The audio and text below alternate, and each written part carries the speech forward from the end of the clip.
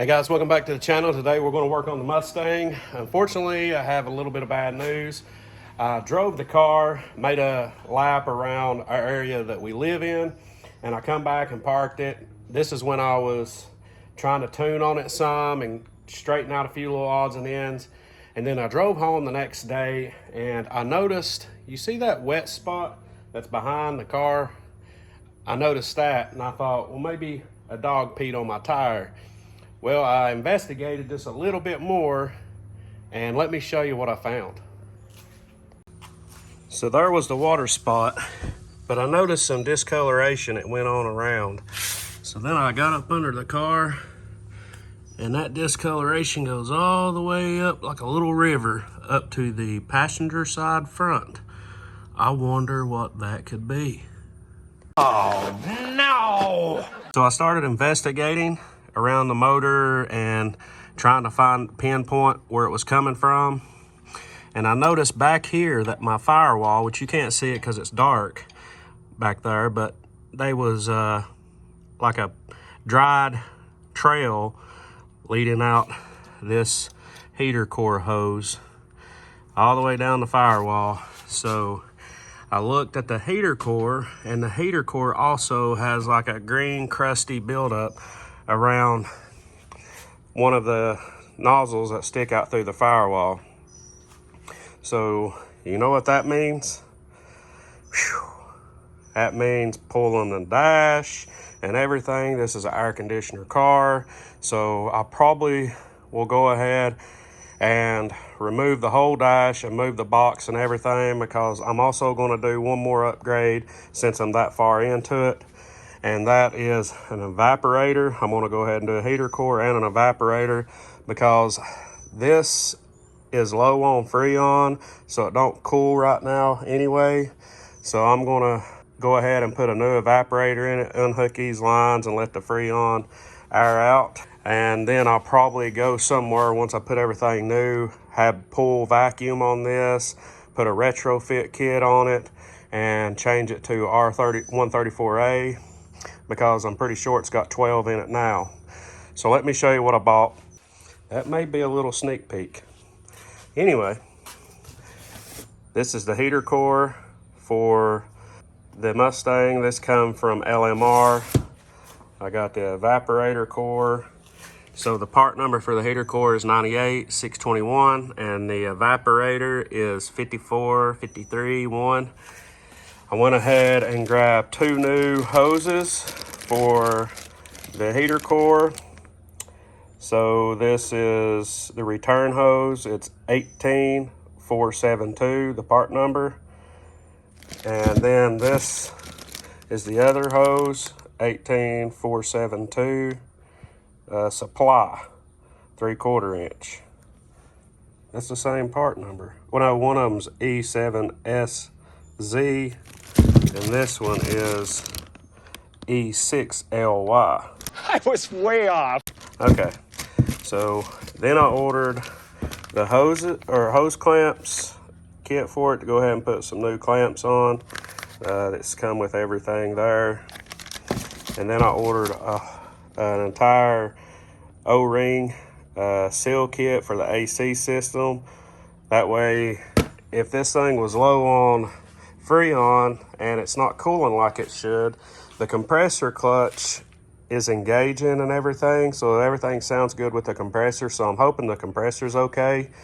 And I'm hoping that maybe I just got a small leak in one of these lines, or possibly even the evaporator is leaking a little bit. We're going to be replacing both, and I'm not sure. I figured I would get into this a little bit, but I may end up getting another dryer for this as well, and getting a new hose that runs up to the compressor.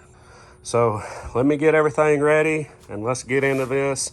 I'm going to try to be as detailed as possible without having like a 2 or 3 hour video. So you have these plastic covers here. You need to take this cover off so you can get to the bolts. A little plastic tool, because you don't want to mar up your dash. You got to take those 2 bolts out, and it'll be the same thing on the driver's side. Okay, and this is a magnet bowl that I got from Harbor Freight. I'm just going to put all my hardware in that. This is these are 8 millimeters.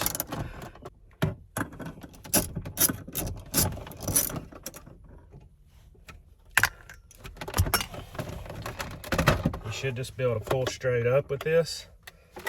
Now you're going to have 2 screws here, one here and one here.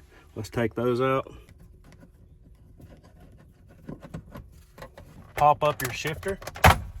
Just pop it up. You have 2 screws right here.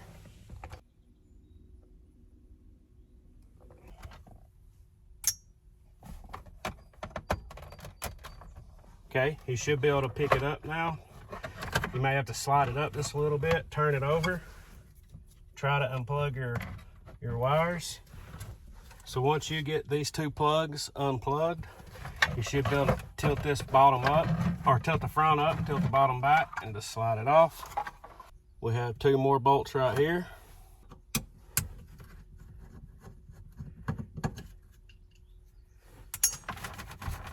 So this should conclude everything that you need to do in the back seat. So now we can go to the front seats, lay these back and slide everything back and start working in the front. Okay, I'm going to take my shifter knob off.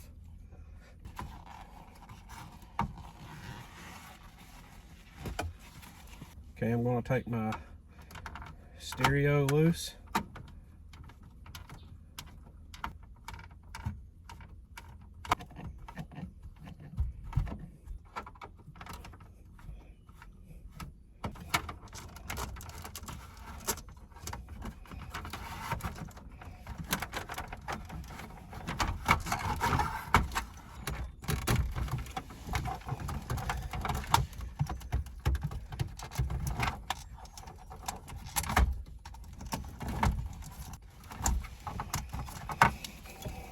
Take this cover off, just pull it from the bottom. Be very careful not to break these tabs. I want to take the bolts out of the heater switch.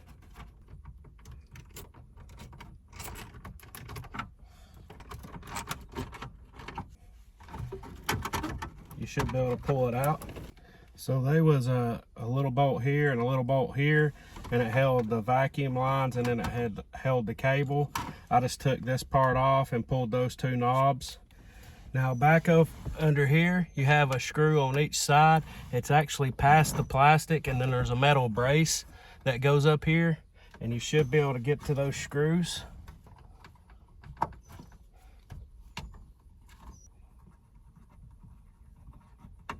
Okay, you have a bolt here for the hinge and a bolt here for the hinge for the glove box. You're gonna have to reach up under here.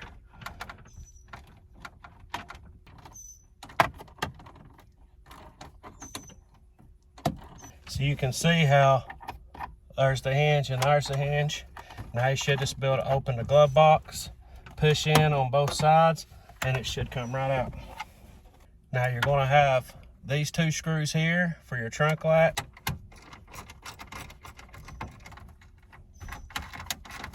Two Phillips head screws, one on each side of this cover.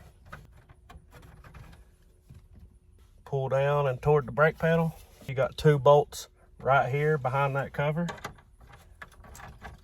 Now you should be able to slightly slide the dash back, reach up here and unplug your switches. Once you get those unplugged, just kind of leave this loose for now. So come down here and let's start taking the column apart. Between the steering wheel and the turn key, right below this and the tilt, you have 2 screws, one here and one on the other side. Be very easy with this. This is cut in half. You've got to separate the top from the bottom, and they have like little bitty clips in here, and you don't want to pry too hard and bust those. So I just took the edge of this in there and just kind of twisted it like this, and it popped up. I take that back. There's 3 of those. I thought there was only 2. You can see where they go through. There's one on each side of the key lock.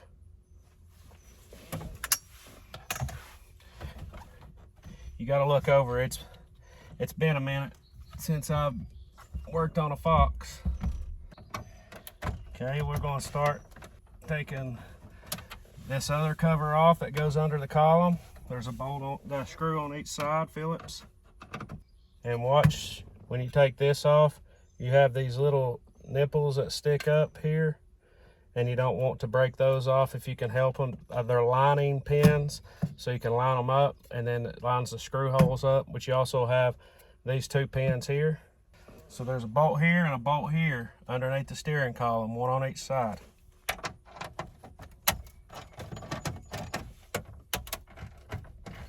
Now, this is where it gets tricky. You have two bolts here, but you hit the windshield. So it's really good to have like a little small ratcheting tool. And I've had this one for a long time. To be honest, I've never had to open it. But this is a ratcheting offset screwdriver that works just like a little ratchet, and you just pull it out and flip it over to this side when you want to tighten, pull it out, flip it over to this side when you want to loosen something. So having something like this is really good, where you've got to reach in here.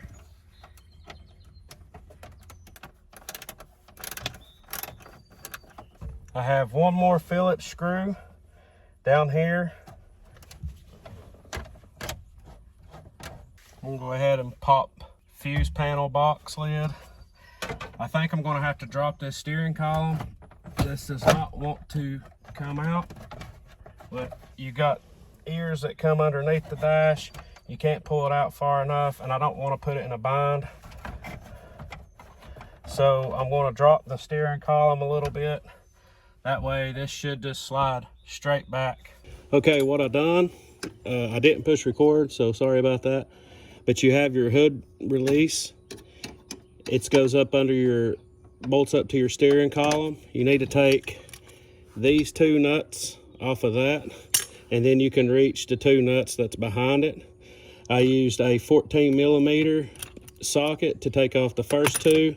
If you had a deep weld, I do, but I didn't want to dig it out of my box, so I just used my ratchet wrench because it was laying right here.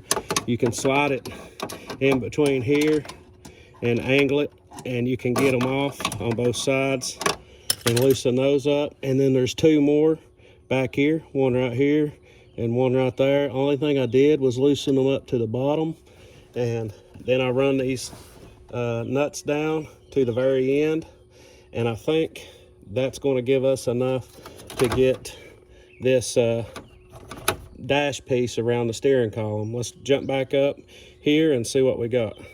So now the steering column is loose. I've got it resting on those nuts under there. So now I'm going to be able to raise this up, and then I'm going to unplug these switches.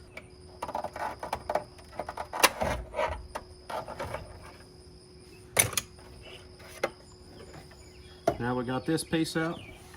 Okay, I removed a screw here, up top, and over here on the right. There's 4 screws that hold this cluster in. I removed the wiring harness on this side, and I removed the wiring harness on this side. Now I've got to remove the speed cable. So there's the gauge cluster. So just an FYI, to release these clips, instead of trying to pry these up, you've actually got to squeeze these in. They hook on the sides. I can try to bring in a little closer to see. So they hook. So when you pull these out the back, you've got to squeeze these in. I had to take a screwdriver and come in from the top and push one side. I pulled the top side out, then I come into the bottom and I pushed up on the bottom and popped it out. And over here on this side, these two just have the side clips. You do have to pull them out. Just be careful and try not to break them because they are brittle. And then this one pulls out top clip right there, just pulling up. Now this speedo cable, you have like a little button. So if you look here on the bottom, if you grab it and you push up, you see how that lifts? There's a hole in there. And you push up on the bottom, That's all you got to do is push up on the bottom and pull it out. And it releases out of that hole.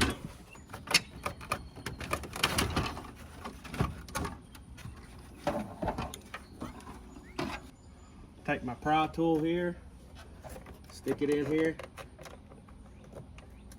try to pry this up. Just be very careful. Try to work the clips. That way you don't break them. There's all the clips. They look all like they're all still intact. Now you have 3 5/16 screws right behind that vent.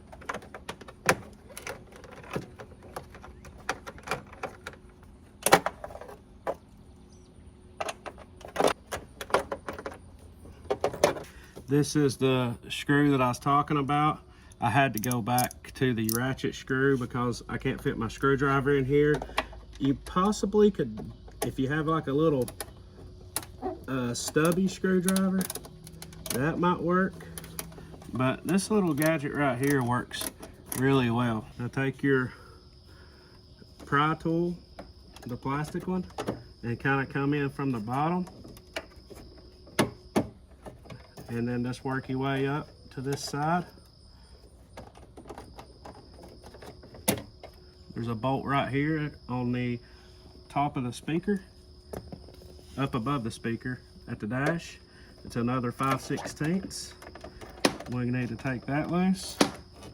I got a bolt right here I'm going to take loose. So I'm going to have to remove this kick panel. I'm going to get my fork tool cap and just kind of work it out, just like so. Just slide on out. Now we have a screw right here we need to get. So what we need to do is probably just pull our molding back just enough to get our little ratchet screwdriver in there. Okay, we're going to do the same thing as we did on the passenger side. We're going to take this bolt loose.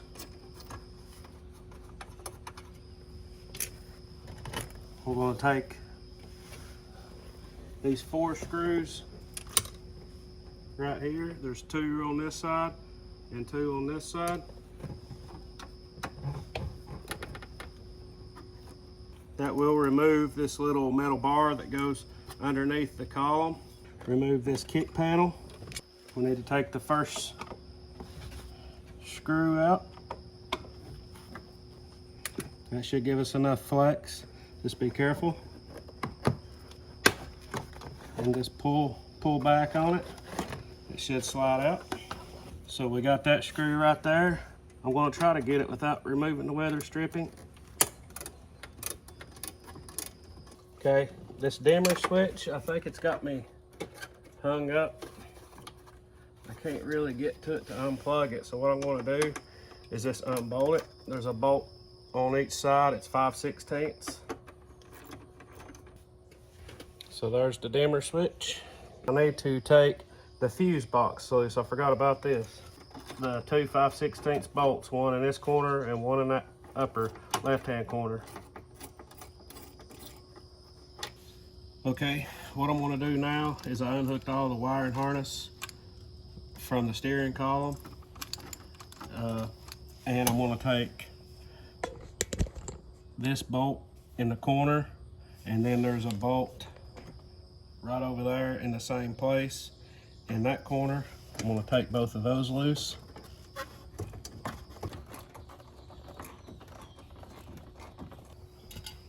And I unplugged that light.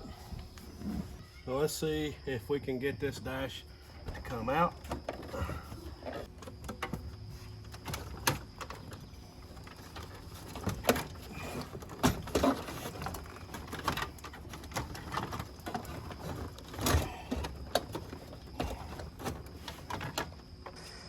So what I ended up having to do was I had to take this kick guard off here, this insulation, and I had to unplug all these connectors for the computer.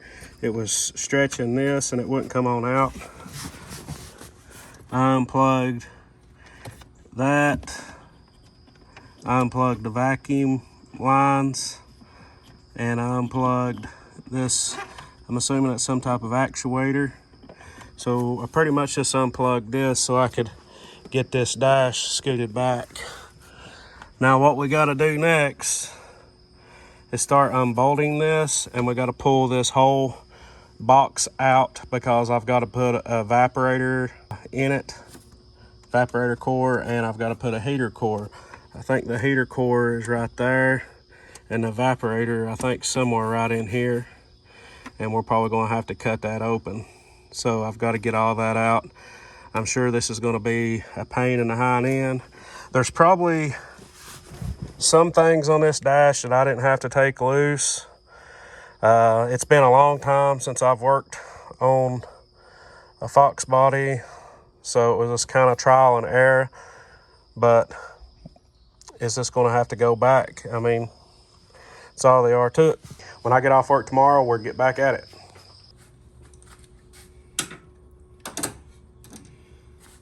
All right, guys.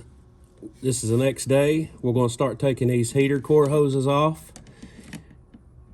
So I need to loosen up the clamps.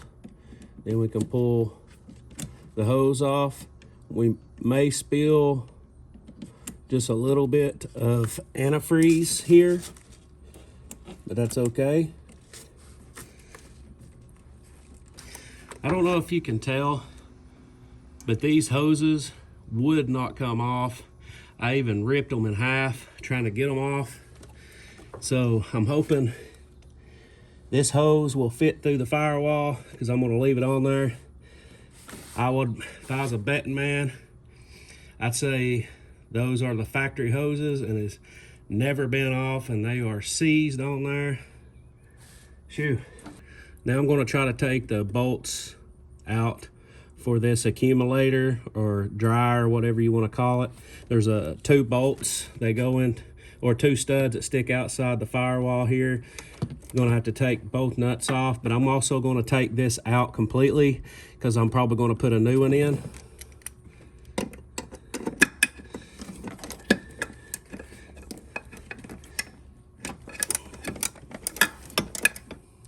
These bolts are 11 millimeter. I'm going to take these accumulator or dryer fittings loose. This is a 27 millimeter wrench. You could also use a crescent.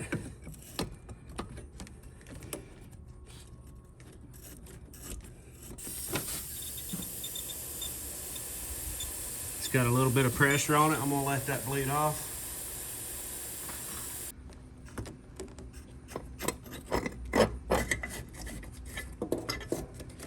So I had an extra set of fuel lines. I can't find my little kit. These are for AC and fuel lines. I'm hoping that I can get this in there and get that released. The lower one is like a fuel line type fitting. You have to have a special tool to get that off. If this don't work, I'll have to probably go buy me another set.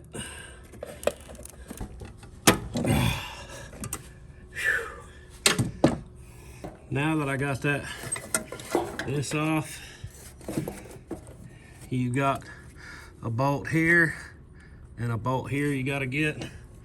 Those will also probably be 11 millimeter.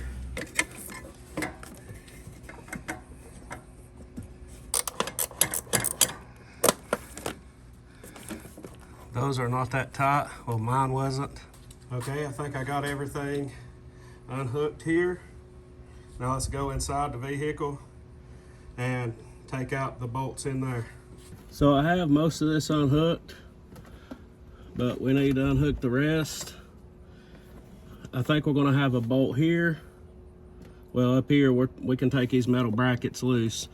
That way at the top, it'd be a lot easier than trying to take the whole bracket. I mean, you probably could take the whole bracket off, but I'll probably leave these there and tight. That way this will hopefully line back up. So I'm gonna take that bolt loose, that bolt, and I think they may be one or two on the bottom. I will look at that. And we need to try to get this cable off right here. And we should be good after that, I think. Try to remember that this cord runs behind these brackets. I think that's for the antenna. And this is vacuum lines here. I think we got everything unhooked except for removing the bolts and this cable. And we should be able to pull this baby out. So you got these two tabs on the top. You squeeze them together and you push this cable through the bottom. Once you push it through, you can work that wire. It slides off that middle. Just slide it off that rod and you should be able to get that cable free.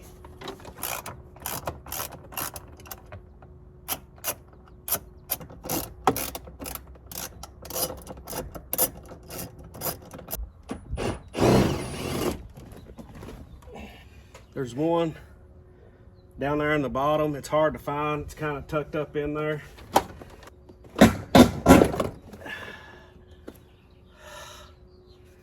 Now we got to try to get it out of here.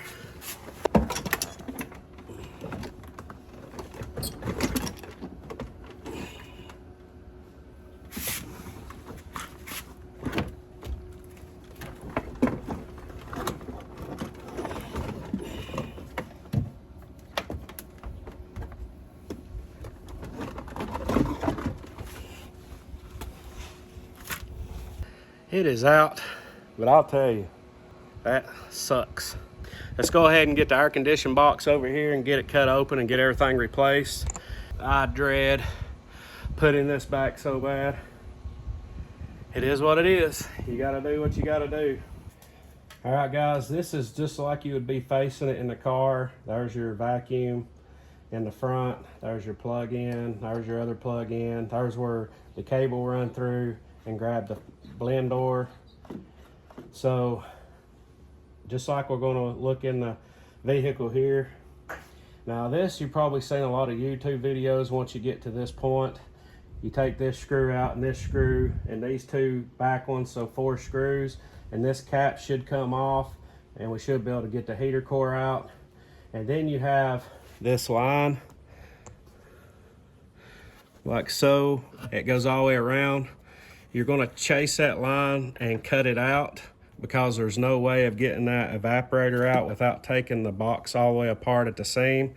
So it's just cut in the middle of that groove, and then you heat up this edge that don't have a groove, and then we will fold it open, and then we'll pull the evaporator out. So this is going to be a 5/16.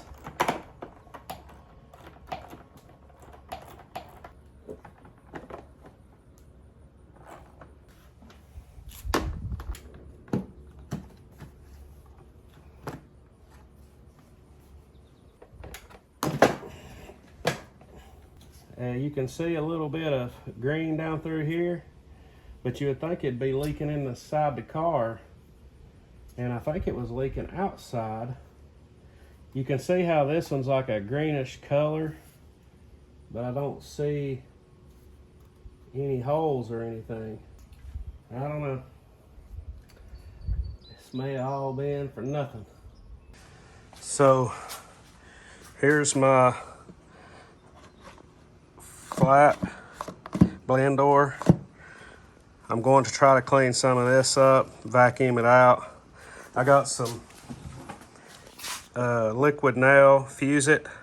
This is good for 140 degrees, and I think it'll be pretty good. It's to bond plastic, metal, or anything like that. This is about the strongest stuff I could find at like Home Depot. So that's probably what I put just a little bit when I put that door back on. And now we got to cut through here, cut this open and try to squeeze back under here, because I don't want to take this blower motor half off. And this is what I'm going to use. This is just a oscillating saw. I have a battery one, but I have a friend that's borrowing it right now, so I had to dig this one out. And you know who you are.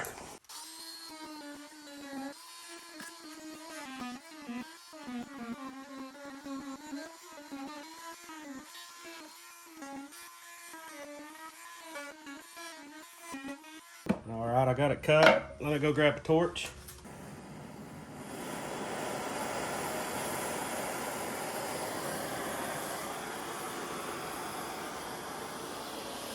Just put steady pressure on it as you pull back.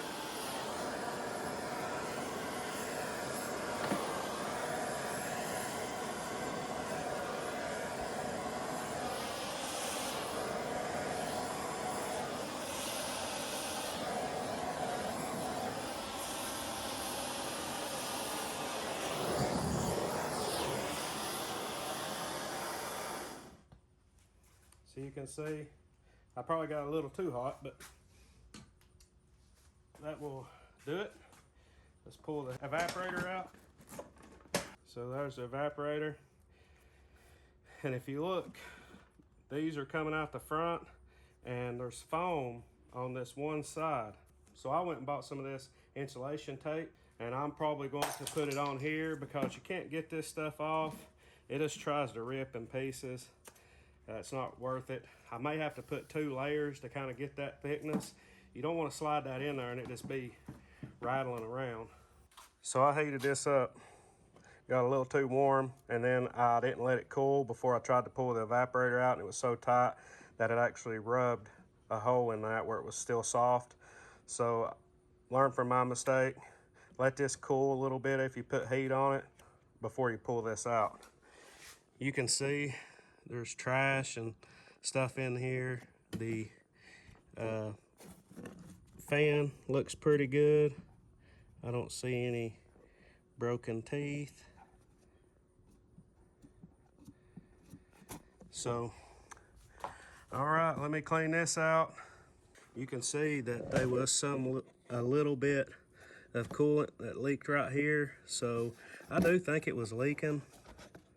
So we're just gonna clean it up, hope for the best. Okay, I got the evaporator right here. It's actually got a little bit of about this same material pad on the back. So if you remember, when we stood it up like this, on the right side, it had this insulation.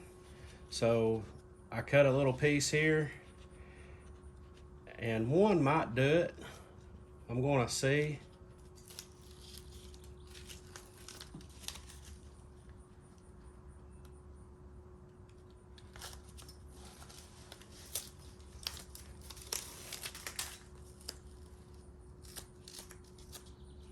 So that's what I did. I just wrapped this right side. I wrapped it around the front just a little bit to help hold it from the front and back.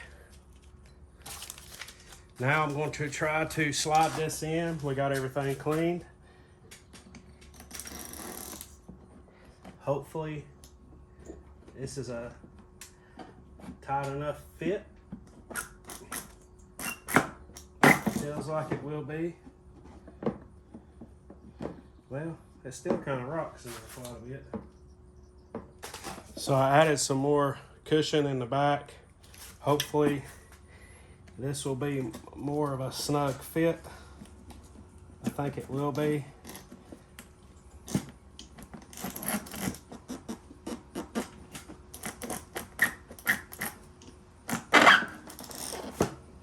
Oh yeah, they don't rock near as bad. I may even try to put slide one more piece down in there. That's got that. Now I'm going to try to heat this back up and bend it over. I'm gonna try to be more cautious this time.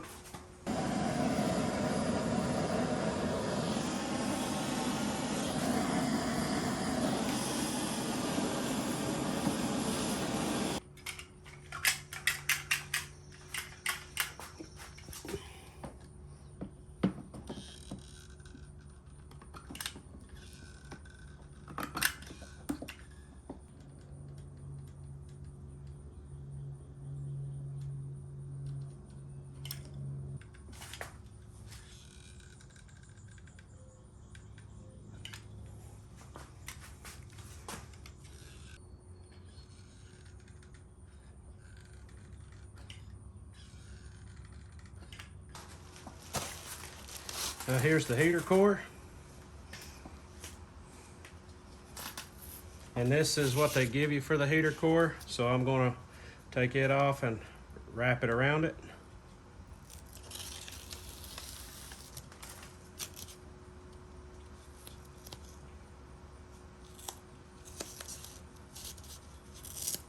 So I cut these little strips of that stuff that I bought, the insulation, and instead of running that tar like stuff, I figured I would just run this around in the same place.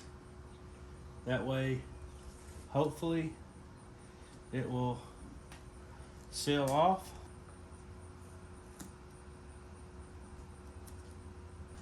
Now we can lay the heater core in. Now we're going to lay the box in.